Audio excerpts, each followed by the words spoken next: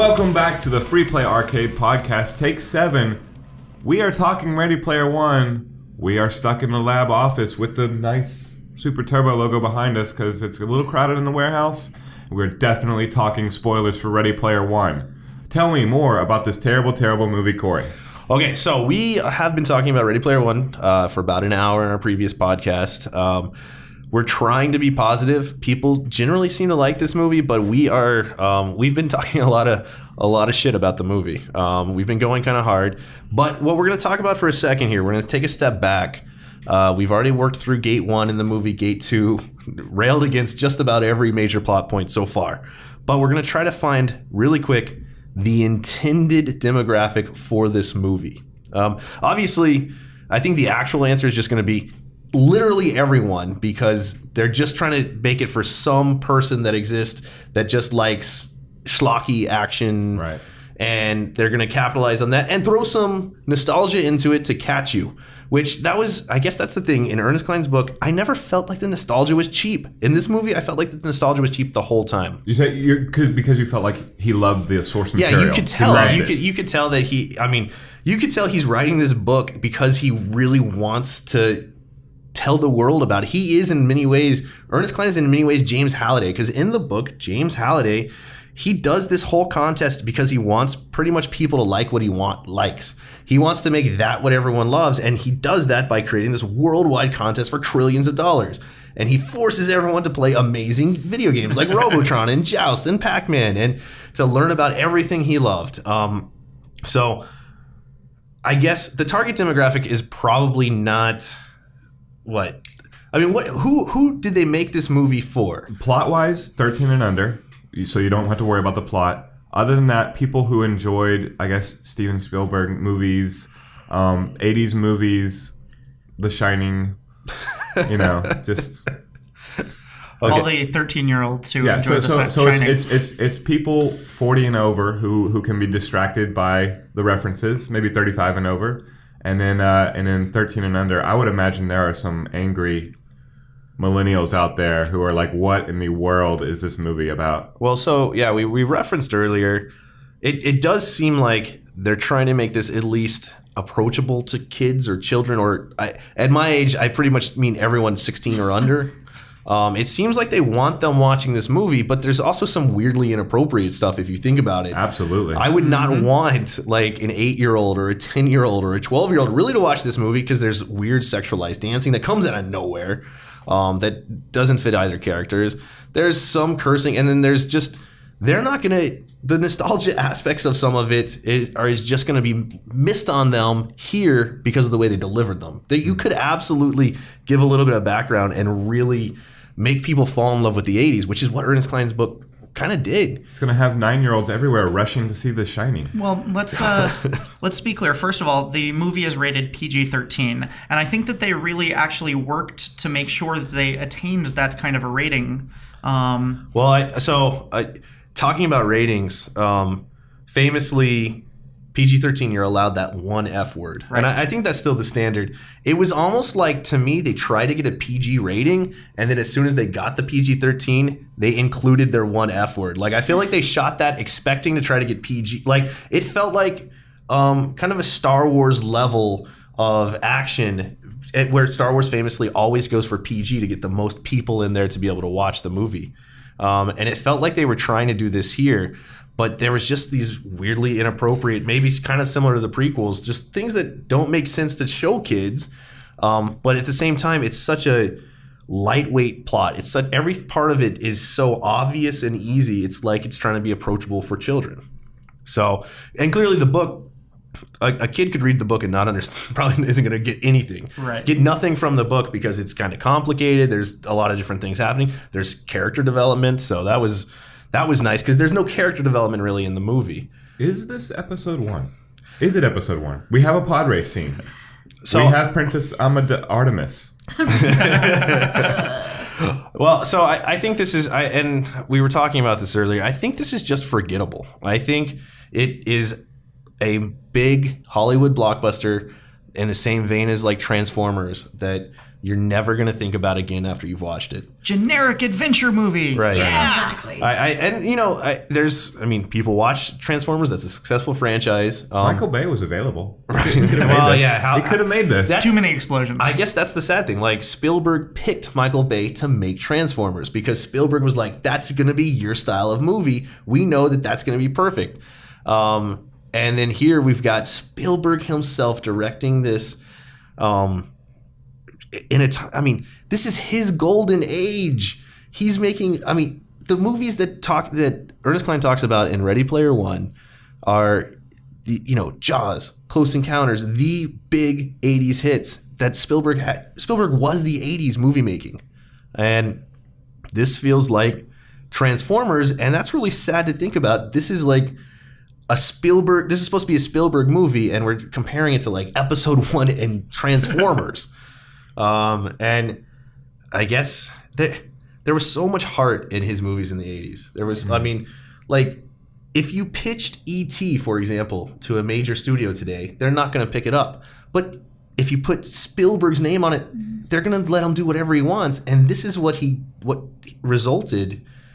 It's kind of mind-boggling. And Spielberg has said that this was one of the hardest movies he's ever made. And he said, I don't know what the other two are, but he said this was the third hardest movie he ever had to make. So maybe it was just he had issues balancing everything that was going on, and he just decided to make it straightforward action. I don't know. Yeah, I don't know if it was just he had producers or whoever, talking to him about, financially, this is what people will want. You got to include some of these jokes because that's what Marvel and everyone, is pushing right now. So you got to get this humor in. You got to get the love interest, but, a little sexy because we've got, slightly more mature audiences now, and people like seeing that, even those teenagers. And you've just got to have a car race because cars are cool. I just felt, these expected top things that will do well to just your most boring, generic audience. Well, it felt like the movie was intended, to me, for a 12 to 16-year-old audience. I don't think it was much more sophisticated than that. It had all of these things, but it's the kids who, they play their first-person shooters online and, their parents have to pull them off because they're cursing to their friends. It had all of these different aspects that I think they would find entertaining, but it didn't actually go into a lot of the same depths as the book. I don't know. I think the book itself was probably more intended for our audience, and maybe that's why the movie itself didn't have all of these references to 80s nostalgia and all of these different things. I mean, aside from slight nods, because instead, you've got Overwatch characters, you've got the modern Ninja Turtles, you've got all of these different franchises and these different things that even the 80s nostalgia references that are presented in the movie are things that 12-year-olds are probably going to understand that they exist, and everyone knows a lot of those different references. So well, and of course, though, even those modern video games, they didn't play a role in the movie. They just were used as background filler. They were used as set dressing, and this was a book about video games being important. It's a book about video games being the major plot driver. And here, video games are clearly a big deal. I mean, they're in a virtual world, but every single video game character is just there. They never connect to their source material.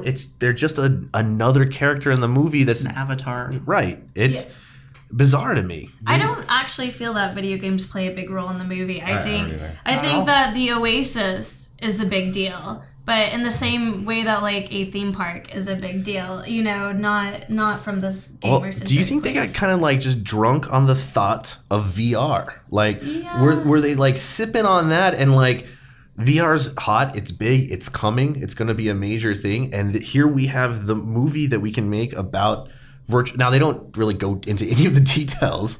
Everything in this movie is really facial. That is interesting. The fantastical elements of the Oasis are just it's VR of 2014. I really, I've experienced this it is awesome, but it felt like this is reality. Like, yeah, I've been in it. I've had that cool moment where you put on the helmet and you're like, whoa, it's fully 3D and I can go anywhere I want to go. And that wonderment that is supposed to happen, I guess, in the movie is like, that's just reality. I mean, I live in 2018. I'm sorry.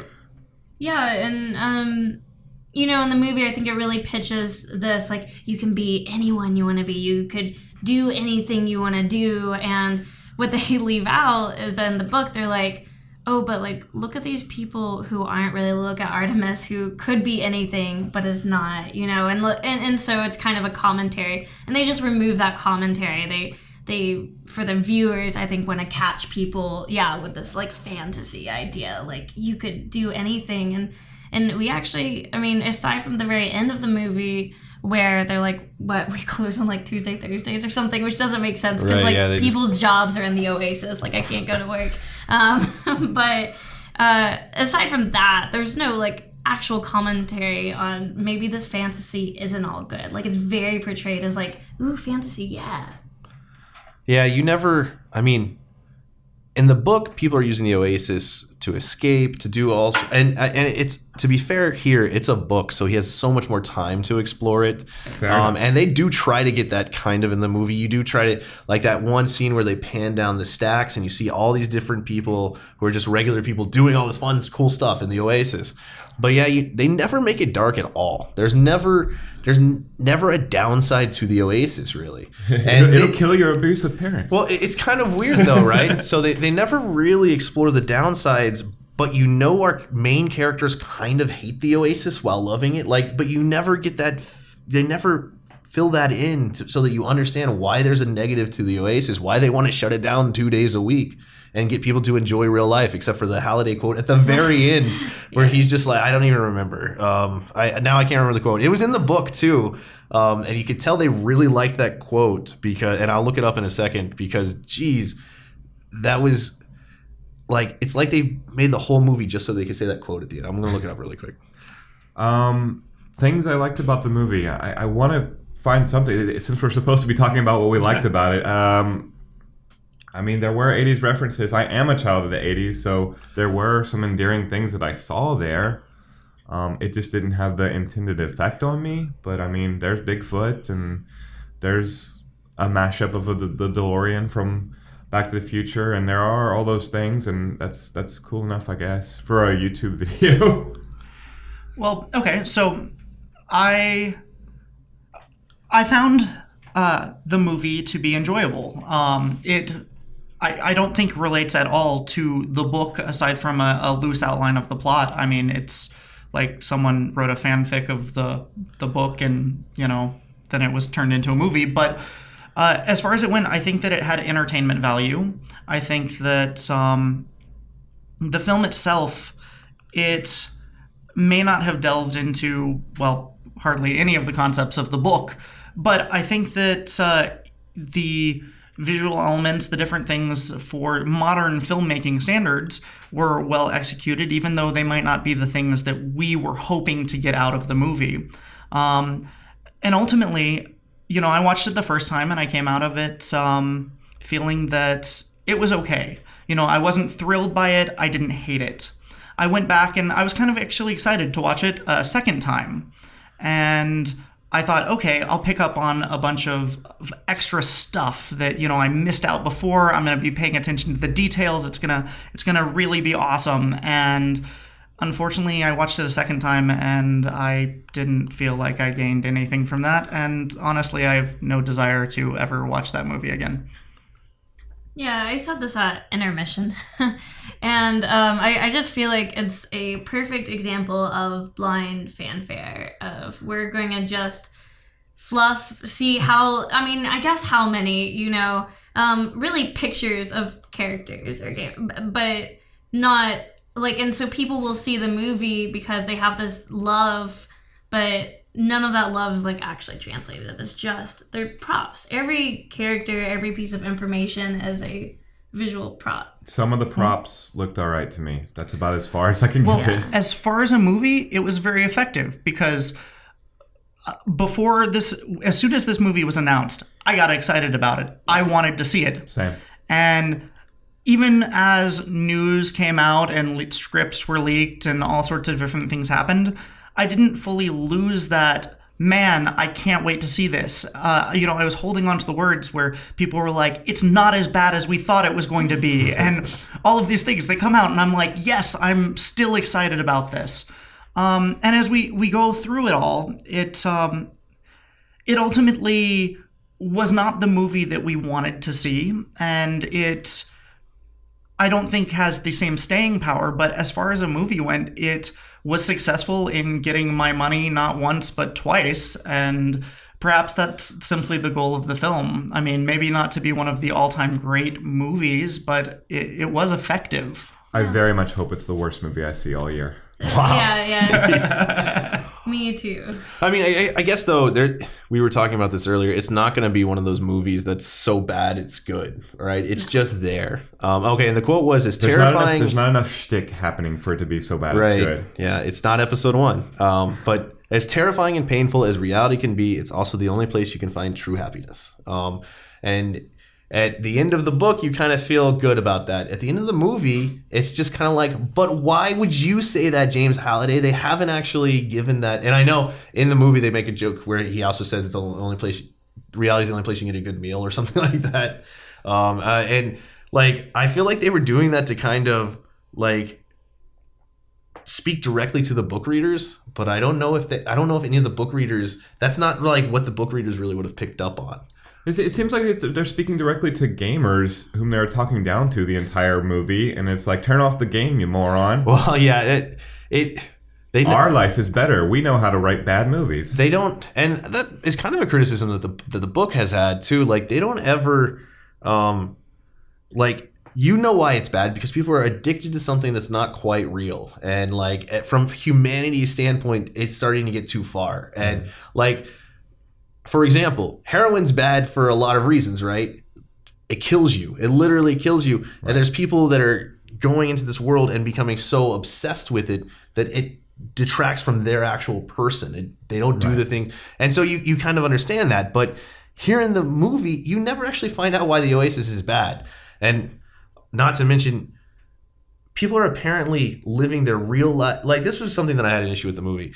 People are apparently living their real lives and also being in the Oasis almost 24/7. Like when they did the street scenes, and you've got people in business suits in business offices who are clearly going to business jobs in office buildings, and they're also wearing their visors like fighting in the Oasis. It doesn't make any sense. Like, what? It's a big mess up on their whole like pitch to VR kind of thing, because how are these people walking and fighting in the streets in their VR and not getting ran over and not tripping and not falling down? Like, the whole reason VR is so effective is you are completely immersed. So I fail to believe that, people are like walking, like that's why they have their rigs and stuff, is so that they don't become lost. Like, it just doesn't make any sense to me. I am super jealous of that van's Wi-Fi connection. Amazing connectivity to Oasis while on the move and getting smashed by other cars. Well, and that was one of the criticisms that I've heard from a lot of book readers. They put them all in the same city, basically. Yep. They just randomly were all there, and part of the beauty of the Oasis is anyone can be anyone, and you're connected at all times to each other. As long as you're in Cleveland. Columbus, I think it was. Columbus, yeah. But the Japanese guys like actually live in Japan. in the book, and I think that makes sense with, we all as gamers have a lot of feelings towards Japan and gaming culture. And of course, again, we all expect the movie to take certain shortcuts, but it was like every shortcut they could take, they just took it because it was easier. And they didn't have to deal with any potential plot issues. Throw them all in the same city. And, like, they also didn't find the good stuff about putting them in the same city. Like, Wade almost says, we were only a mile apart, but it took a Oasis to meet or whatever. He kind of says something like that, but they never really expand on that. They never follow through. I mean, in the book, he goes to school in the Oasis. The only reason he has access to the Oasis is a government-issued rig, because that's how they do school now. Like, in the movie, he wakes up, or the first scene, he has a cool rig that actually moves under his feet, which I guess no one else uses. It's so weird. We never see that anywhere else. They're Seems all like a pretty cool rig to me. it sounds Are the wires in the van? That looks pretty cool. outrageously immersive. I don't know. Sorrento's rig. If the moral is to turn off the game, you idiot, so that you can experience reality and relationships, and you're not going to get it if you just stay hooked to this thing 24/7. Yeah, I spend an inordinate amount of time at the arcade, and I never would have made this relationship right here, which is, one of my closest friends sitting right next to me. I love Lauren. I would never have met her if it wasn't for an arcade game. And her obsessively playing one, and me noticing that she's awesome at it. And so we've talked about how they didn't say what was bad about the Oasis, but I think that we also kind of neglect, or the movie neglects, what's actually real life good about the Oasis. So H is a black female woman character. I say woman because maybe she's slightly older than teenager. I don't remember exactly. But the reason, so in the book, in the Oasis, she's this white male, and so that's the big shock when they meet in real life. And Wade realizes she's not a white male, and she's look, my mom told me I will get farther in life if I'm not a black woman. Right. I will have more job opportunities. I will have, and that's why we think maybe this is for preteens who aren't ready, or whose parents don't want them to be exposed to meaningful issues in the movie. Because that's one of the biggest things. It's not just a fantasy, but it can actually literally affect your career and stuff. Being in the Oasis and being someone who you can't control outside of the Oasis. Well, yeah, and H in the movie, her avatar in the Oasis is not that surprising when you actually meet her. It's, no. In the Oasis, she's a big dude who's clearly African American, it's such a cartoony avatar in the Oasis. It's not actually that surprising when the voices are the same, so it's, right. You assume it is an African American on the other end of the avatar. Well, and but it also she's voicing it, and you can kind of pick up that that's kind of a girl. It kind of feels like that, and then they introduce you, and she's I know you're surprised to meet me, but no one who's watching the movie is surprised. They're just acting like the characters in the movie are supposed to be surprised. Also, I'm used to online anonymity and things like that. This is an old concept to me and probably most of the people out there. Yeah, and I don't think so she's saying, oh, Wade, you're surprised, but there's no meaning behind why, I felt like being a dude. It's not because I think I'll have a better life advantage in choosing a male. I don't know. So, no, I do know. I say I don't know, but I really have a lot of feelings. And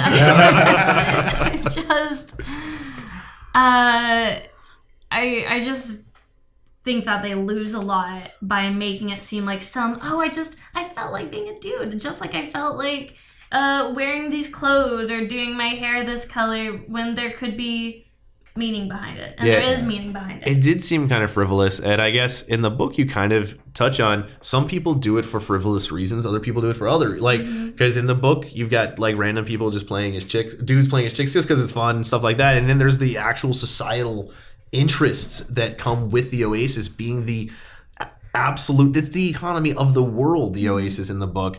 And here it still kind of feels like the whole time it's kind of a game. And in the book there's something really powerful about it being what everyone does with their lives pretty much. And obviously there still has to be people who are picking up your trash or delivering your food and that kind of stuff that you have to have in real life. But in the book, it's most people do their jobs through the Oasis, even if they're lawyers and stuff like that. There's all this watching the movie, you just kind of feel it's this really big virtual world that people play a lot, and but it's not this world-ending thing. So when they say they shut it down 2 days a week, there's no power behind that. Is that something that happens in the book as well? No. Yeah, I can't remember what happens at the end of the book. I think it gets shut down for a couple of weeks or something. I honestly, it's been so long. There is something involved with that where it's interesting, and Ernest Cline does try to make a point that's kind of like that. Ernest Cline is trying to say that the digital world isn't real in some ways, and but there's no love for the Oasis in the movie, and there's a love for the Oasis in the book. So in the book, there is the red button. So Wade still has the power to shut it down anytime he wants, but I don't believe he does. Not at this point. I can't remember. All right, hold on. Before we get to Act 3 or Gate 3, which is where we're headed, let's take a quick segue. We haven't talked about the character that's not in the book, that is in the movie, IROC, who is played by T.J. Miller. Is he supposed to be threatening? Doing T.J. Well, no. So T.J. Miller is he's a funny actor. I like him in a lot of things. He's in the Silicon Valley, and he's great in it. He's amazing in Silicon Valley. And he's playing the same character here as a villain. He plays the same character in almost everything he does. And it works in a lot of ways. But here, you never get his character motivations at all. Mm-hmm. Like, except stuff that you just have to make up and pretend, because he clearly loves the Oasis. You don't really know why he loves the Oasis, but you have to. I mean, the movie at the very end before he dies, but it always seems like there's no connection to that character. So they make a character who's like this super strong guy in the Oasis. He has spent 10 years building his avatar up to collect. He's like rich in the Oasis, and they don't quite make you understand, but if you're rich in the Oasis, you're rich in real life. That's how it works. But so he is this superstar who hasn't died. He hasn't zeroed out for 10 years. And for whatever reason, I guess because he likes money or whatever, he is a contractor for IOI, the bad guys.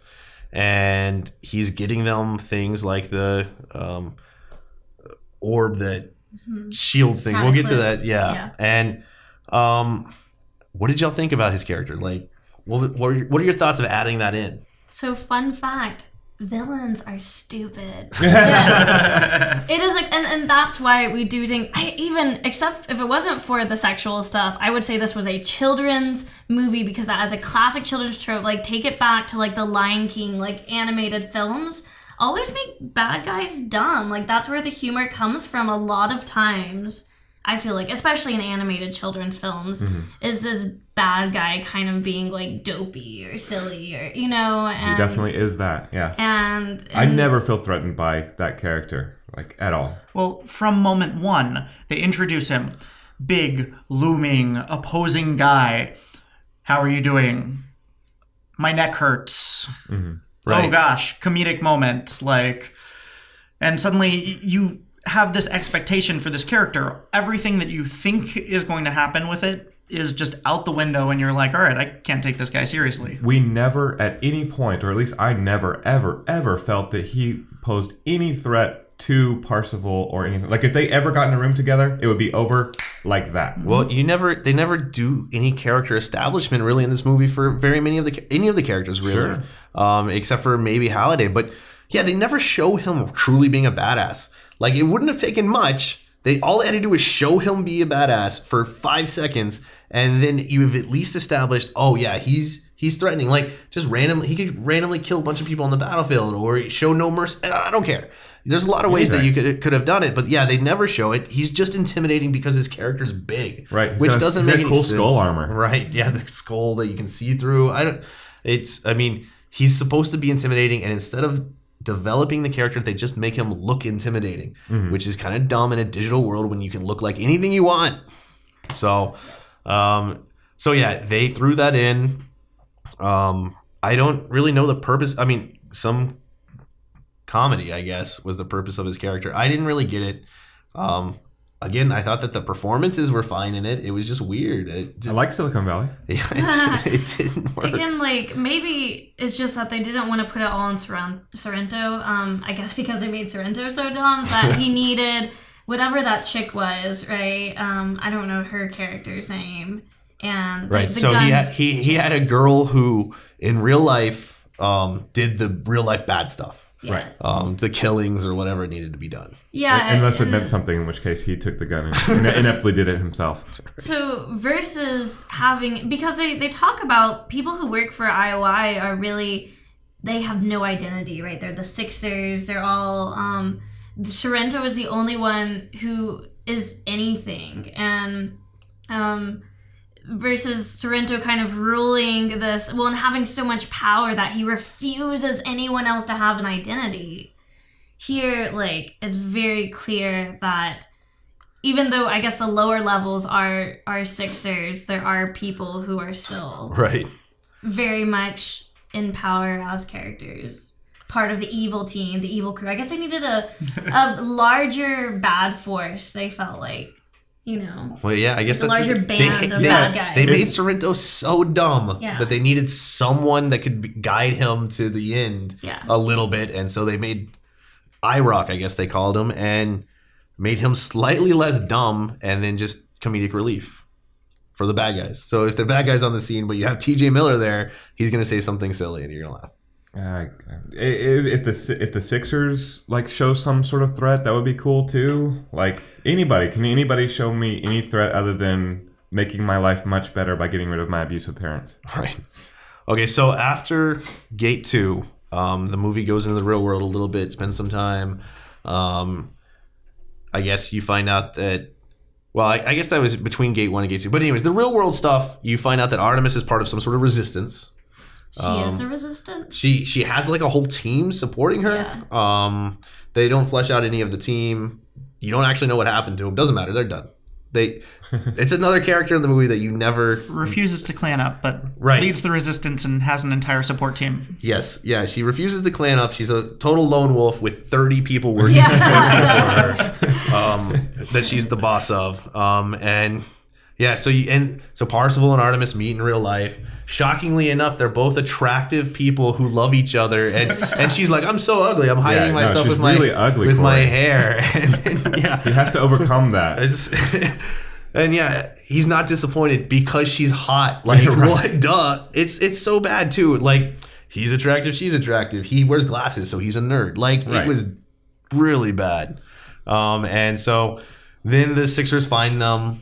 They run away, and then he groups up with the five, which is Shoto, Dido, or is it Sho and Dido? Right. And then H, he meets, turns out, shocking, she's a girl. Which is actually that's as deep as the movie gets. Yeah. Like, Yeah. there's nothing else. She's Oh, just a yeah. girl. She's not a dude, she's a girl. We're all shocked. Which is unfortunate because, like, Artemis H is a really good character in the book. Right. Hey, Well- did you know women can play games and they can be good at them? Well, we also miss in the book H pining over Artemis as well, and Yeah. Right. Well, and H, their relations, and Wade Watts never questioning, just assuming. Well, and H is, of course, in the book super successful, and they kind of do that in the movie, but they change everything. But is super successful and has this chat room that's like a basement where they all hang out, play old arcade games, watch old movies, goof around, really form this friendship. But in the movie, you never really understand why Wade Watts and H are friends, which... Can I say one thing? This movie, I don't know if I've ever seen so much exposition or such poorly done exposition. Because, right, like, in the very beginning, he's like, H is my best friend, done. And it's like he's reading a Wikipedia, like, article, I don't know, reading a screen in front of him to be like, H is my best friend, Artemis is the top, and he just tells you everything you need to know. And I know we've talked about this, like, well, with a book, you have so much more time. Also, like, how did they use time in the movie? You spent a lot of time of cars racing, and I just don't know if we Well, used you that spend much time to you see spend a cars lot of racing. time Epic action without sequences. advancing the plot either. Yeah, Like, yeah. it's just really weird. Like, you spend a lot of time with the bad guys doing nothing really. I mean, they have these boardroom scenes with Sorrento where he just comes off like a total idiot, yet he's somehow he's also supposed to be intimidating. Yeah. But the boardroom is calling him an idiot. They're like, that assumes you win this whole contest, and he's gonna put advertising on the Oasis, and that's why he's bad. Like, I mean, and I guess the thing is, they could have actually, I mean, with what's going on with Facebook, they could have made a lot of poignant points there. Absolutely, But yeah. instead, he's literally just gonna cover it with display ads. Like, that's his evil. He's and then they make him so dumb in the flashback that he appears. It turns out he was an intern with the company that made Oasis. Why can't I remember the name of something the games? G something. Yeah. Gregarious? Gregarious. Yeah. Games. So he was an intern there, and as an intern, because he's a single one-dimensional character. As an intern, he's like, you could have different levels and charge the platinum people more money than the silver level and stuff. And so you understand, since he was born, he came out of the womb and all he cares about is being evil and making money off of gamers. And like they hit you over the head with it so much. So yeah, so while we meet the characters in real life, he kills people. Right. I guess. They team He orders for people to be killed. Right, He's right. not going to actually kill He's not them. going to touch the gun until he loses all the fear of the gun in the second act. But whatever. But so the 5 group up. They're not exactly what you'd expect, except they are exactly what you would expect. That Ragtag team of misfits? What? Well, yeah, a ragtag team of misfits that are generally diverse, but the leader's a white male, and like, it's like, I mean, it is as stereotypical as it gets. Which, I mean, again, the source material, the leader was a white male, but the leader was a white male who went from chubby, poor nerd who had nothing to superstar of the world, buff dude to who also went to, I'm so intense, I'm using this product to make my body hairless. Right. So I don't have to spend time, like, keeping up my hygiene. Like, even when he's at his best, his prime is, most attractive. Like, there's some weird shit. Well, yeah, he's killing himself. He's such a geek and nerd and wit. And yeah, he turns into this, like, he gets his moment in life, and you understand it because he was so poor. He's going to go to absolute extremes to capitalize on that moment. And then he's a good person because he's been through this. I mean, that's the stuff that a book does, but also a good movie does. Yeah. And you get none of that here. So we have our ragtag team of heroes. I guess through the process, Artemis gets caught by IOI and sentenced to serve time as some sort of debt situation. I mean, that was kind of covered in the movie too, or in the book too. But she gets sent to IOI. They easily break her out. They use the password that the guy just left on a sticky note on his rig. And then we get to the third gate. So you could tell when they started thinking about one game in the movie. Well, yes. Well, so you could tell that when they started making this movie or writing the movie, all they ever wanted was an epic showdown with a bunch of video game characters running into the bad guys. Like, you could tell, and that actually happens in the book. So, but you could tell they were just like salivating over that scene. So they set the scene. It turns out that the final gate is an Atari 2600, and you don't know what game to play. You don't know what to do at all. Which, that kind of captures some of the spirit of the book in some ways. I mean, so in the movie, they're trying to find, and then they realize they pick adventure. And doesn't the what do they call the people at the IOA who are hardcore? Sixer? Right. They're Gunters turned Sixers, right. Basically. Right. So they immediately, so the girl actually says, Adventure had an Easter egg. We should play Adventure. So they find out that the game is Adventure, and so they spend a lot of time playing Adventure on the 2600. And they, even though they said, "Oh yeah, there's that Easter egg," the person playing the game doesn't do anything involving the Easter egg; just plays the game straight, which gives us a lot of time for other action to happen in the movie. So that was a good delay. So meanwhile, they've what's the orb of? Do you remember? Asura. The orb of Aseroth, or something like that. So they've enacted an orb that gives 100%, no matter what, protection to the little island that the third gate happens to be on, and it's impenetrable.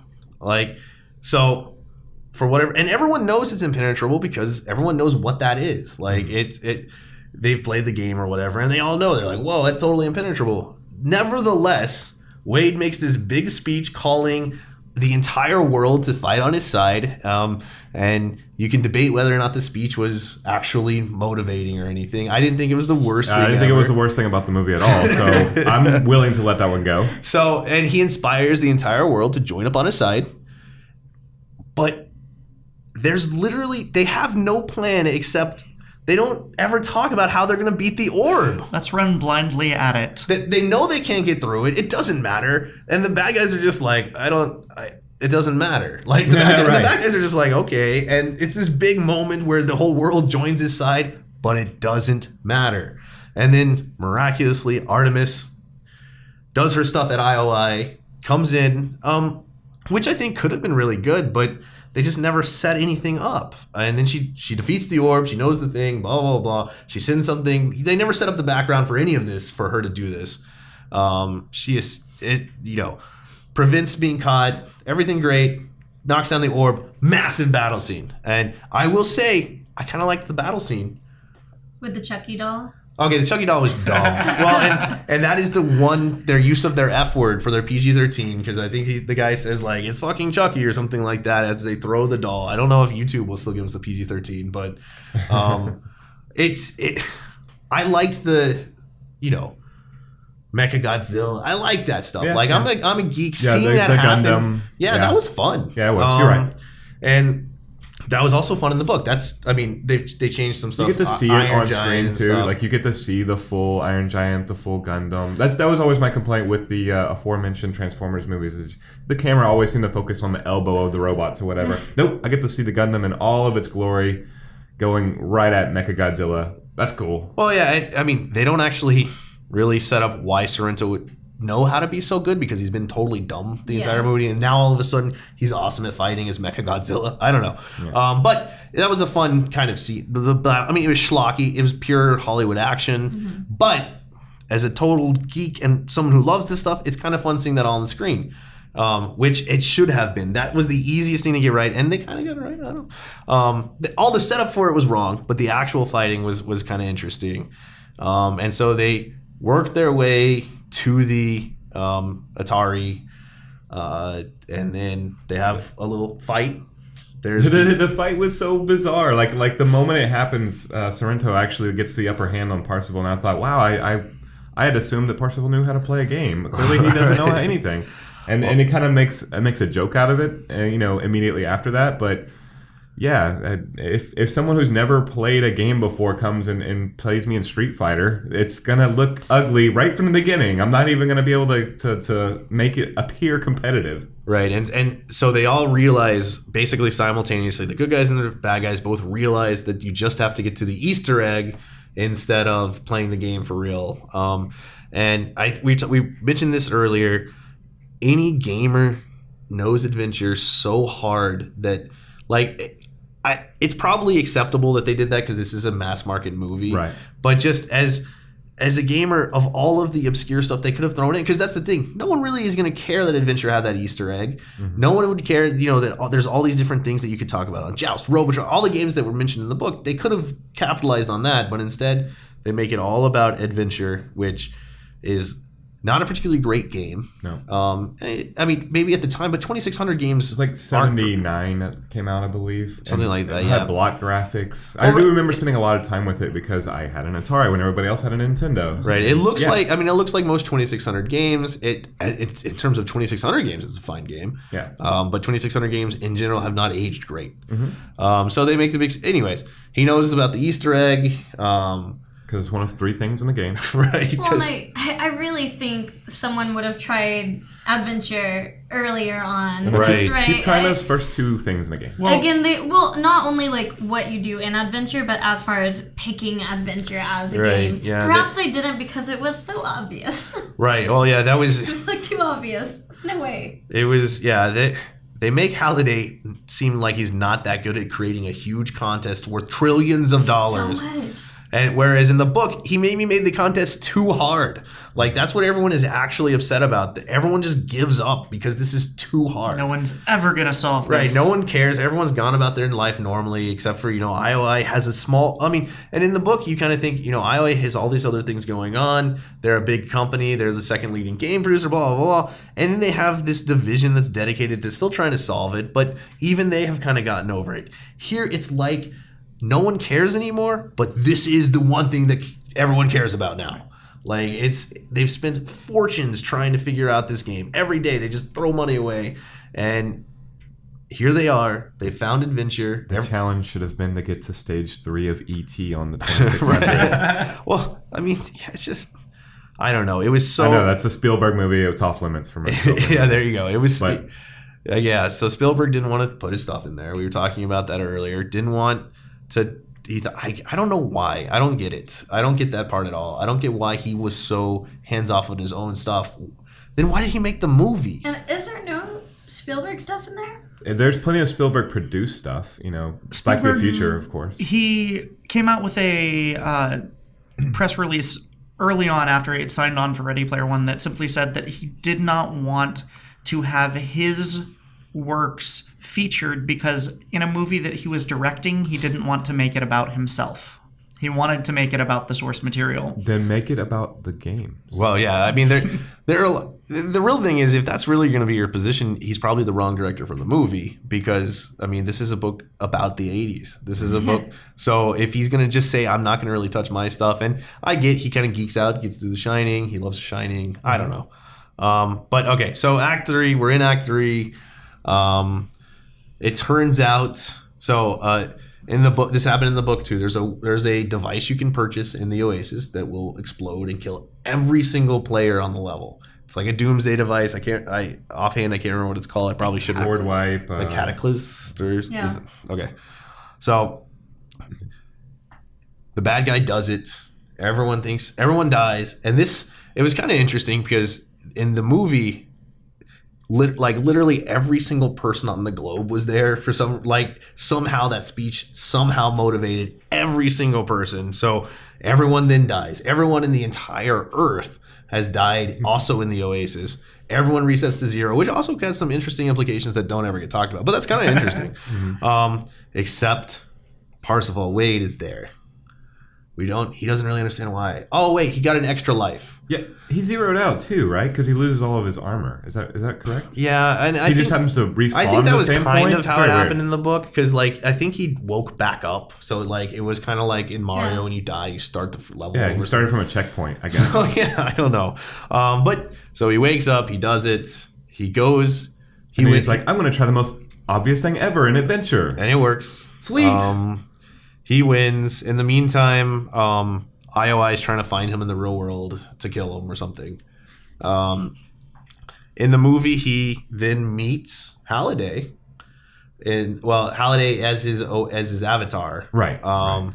And Halliday presents him with a contract to take over the Oasis, and Parsifal says no. Right. They haven't set that up. They never set that up. Why? So, and then. I mean, we're going to talk about how colossally stupid this is. So he says, no, it's for the people or whatever. I would just turn it. I would be evil or something like that. So he doesn't sign the contract and zoom 20 minutes later.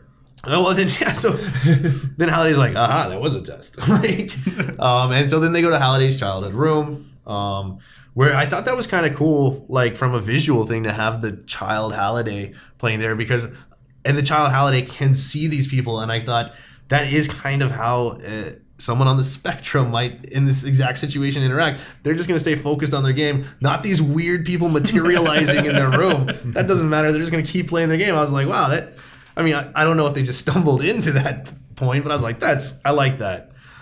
So in the meantime, all sorts of weird stuff is happening.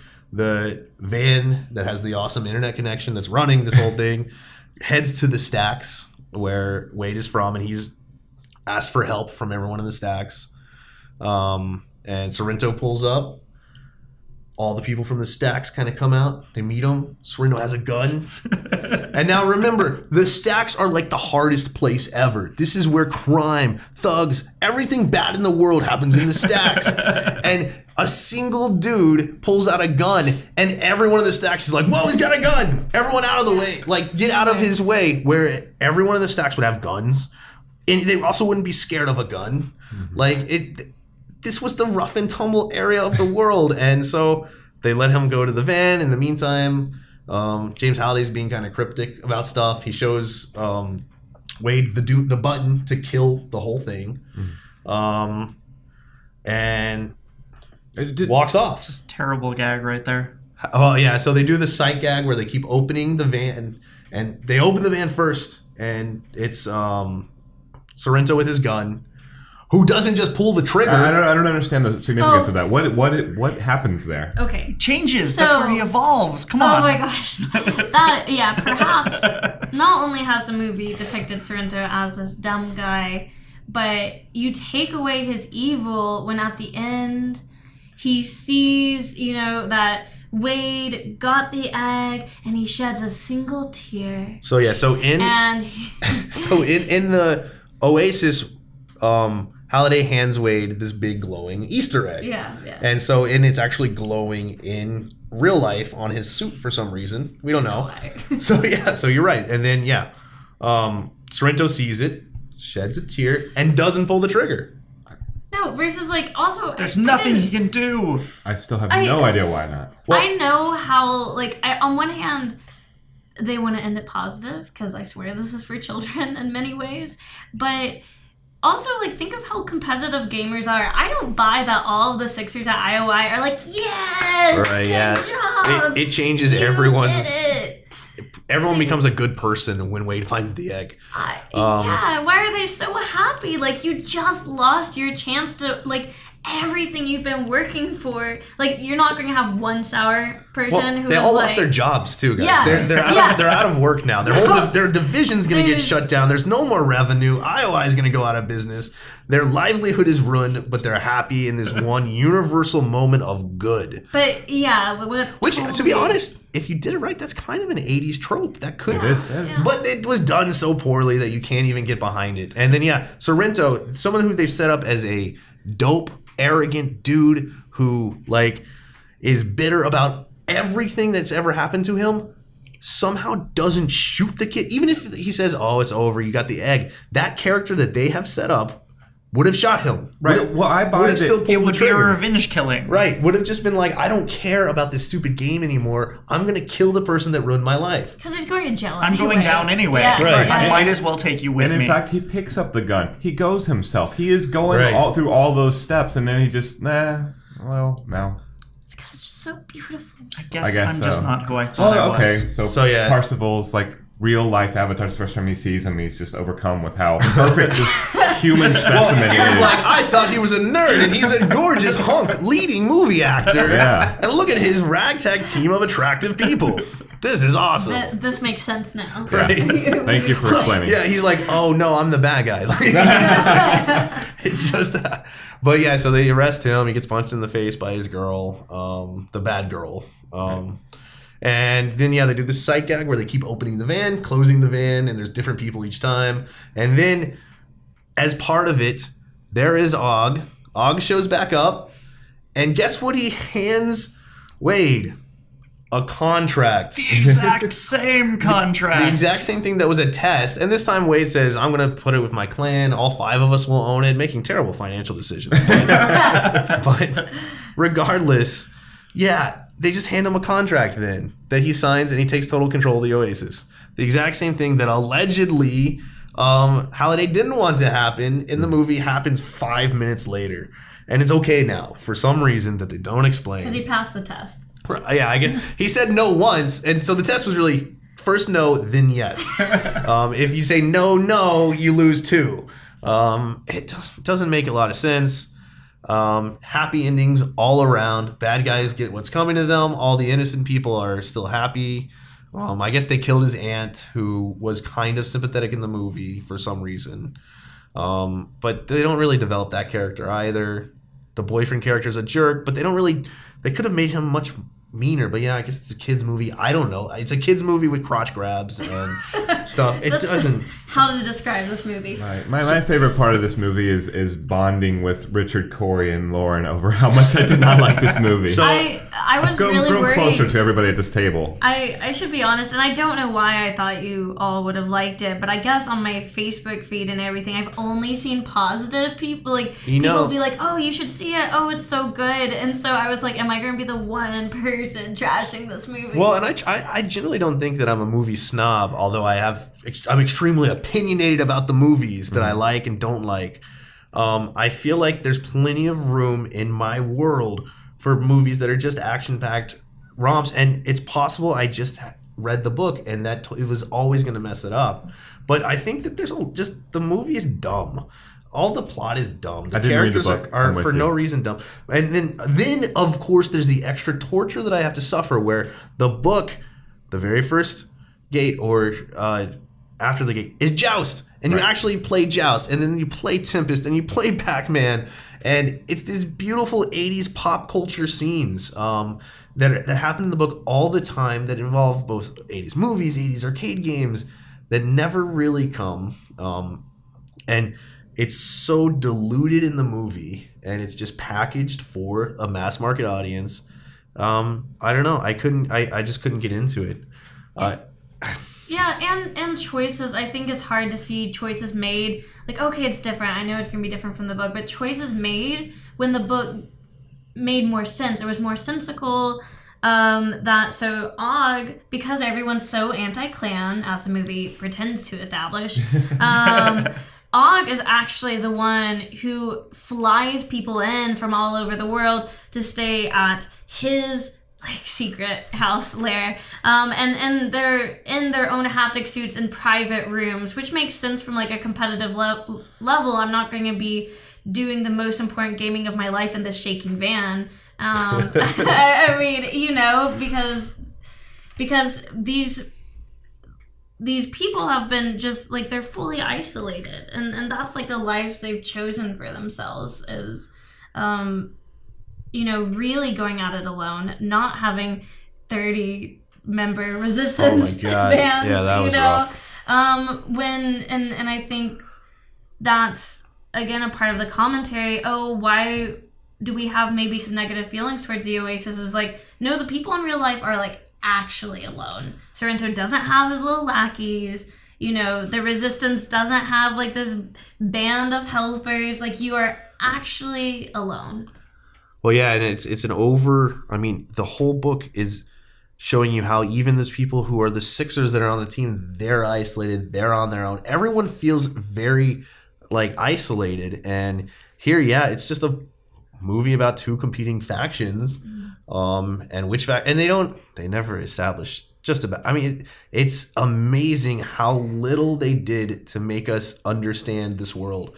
Or, and I know you don't have all the time in the world, but just having all the VR just mysteriously works. Everyone has basically the same capabilities, whether they're walking on the street or in a van or in a big chair, which is what Sorrento plays, but he doesn't move. He just has some control.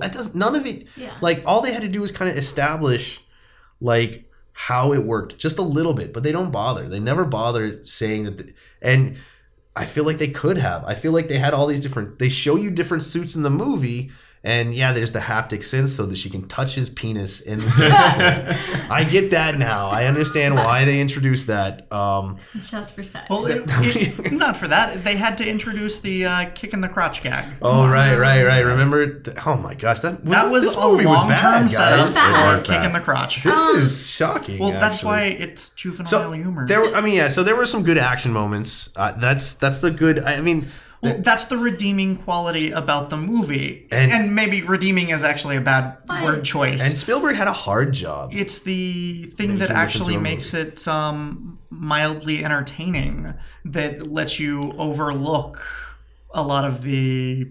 Again, much like episode 1. I can watch a YouTube clip of the lightsaber battle and it's awesome. And I can watch a YouTube clip of the pod race scene and it's awesome. And when you put it all together, it's rough. All right, so but even the action is generic. I feel again Absolutely. The guns, it's all. But I guess it was supposed to be so that they could get as many people to potentially watch this, right? And just add in as many references. It's the pod race scene with Bigfoot, and with every reference we can mash in. As we start to run out of time, we got to briefly touch on. There was a bunch of 80s music in the movie. How did y'all think it was used? Did you like it? Did you hate it? Oh, you know what? Because of my association with Free Play and the constant 80s music, it was literally just the soundtrack to my life. I didn't notice the music, to be perfectly honest. Well, I actually didn't really notice the music either. That's our own bias there.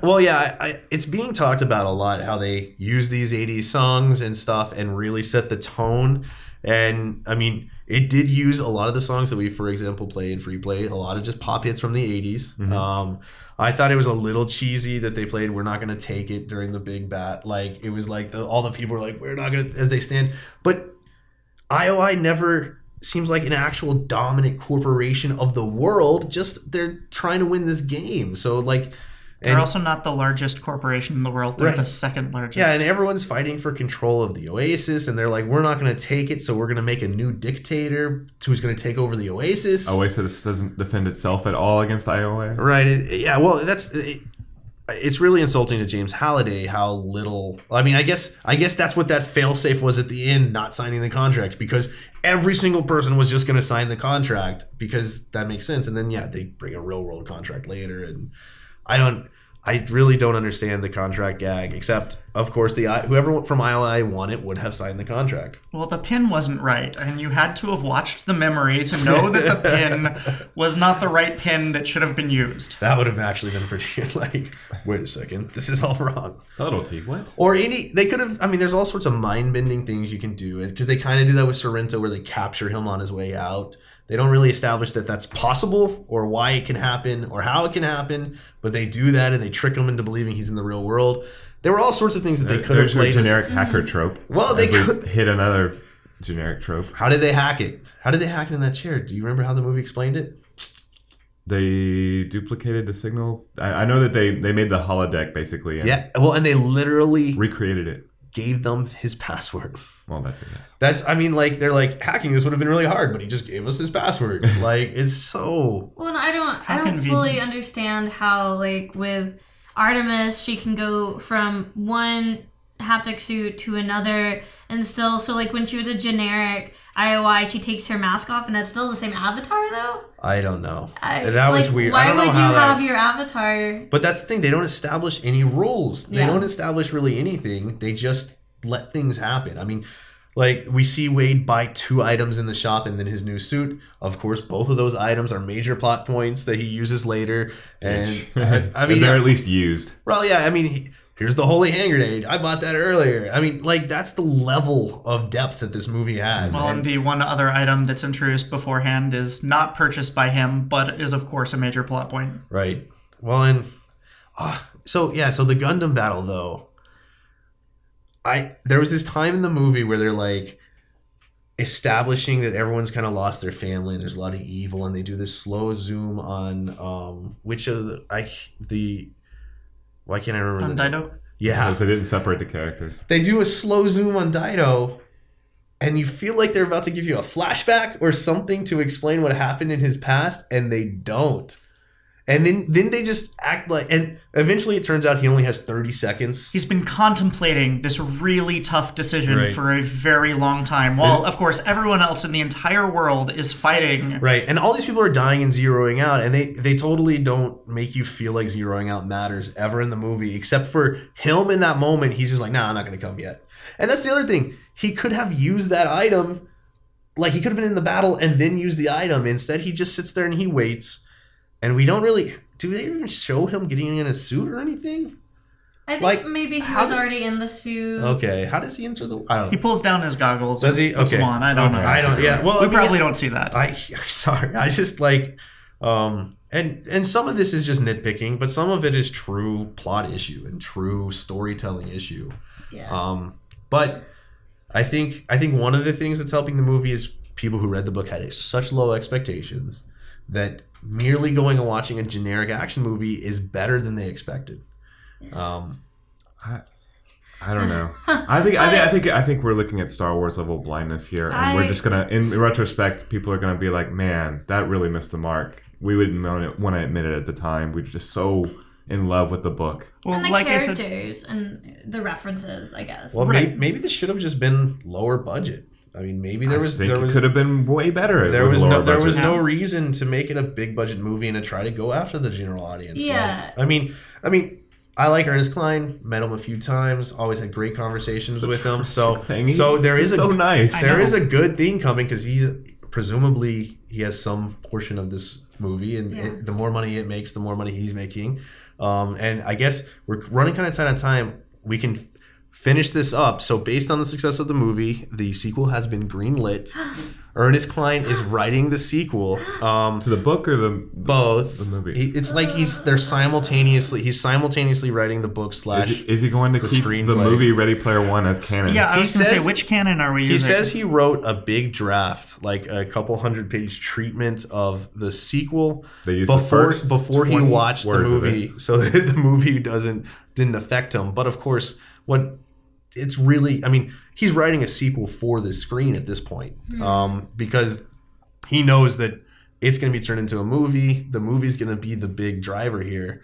And you have to expect, though, that Ernest Cline, he put so much work into this novel. I mean, it was everything that he loved mixed into a very interesting story, and you can only expect that the sequel for this, that is going to be a continuation, is probably just not going to be as fulfilling. I would expect that he's just watching season 2 of Sword Art Online over and over and over and over again. Apparently, the major plot point is whether or not Halliday is actually dead. Right.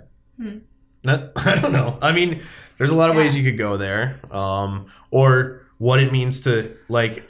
But it seems like they're hinting that potentially Halliday uploaded himself to the Oasis, and I mean, we did. There was the episode of Black Mirror that was awesome. That's one of my favorite episodes of TV ever. So if they just show me that, I'll probably be happy. I finally saw that, so That's nice. I've got one thing.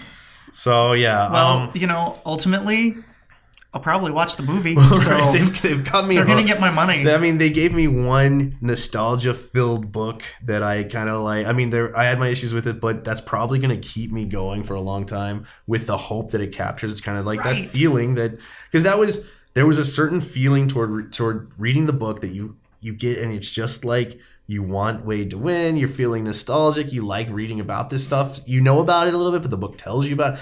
None of that was there in the movie. The movie was completely devoid of life. I will invest in the book.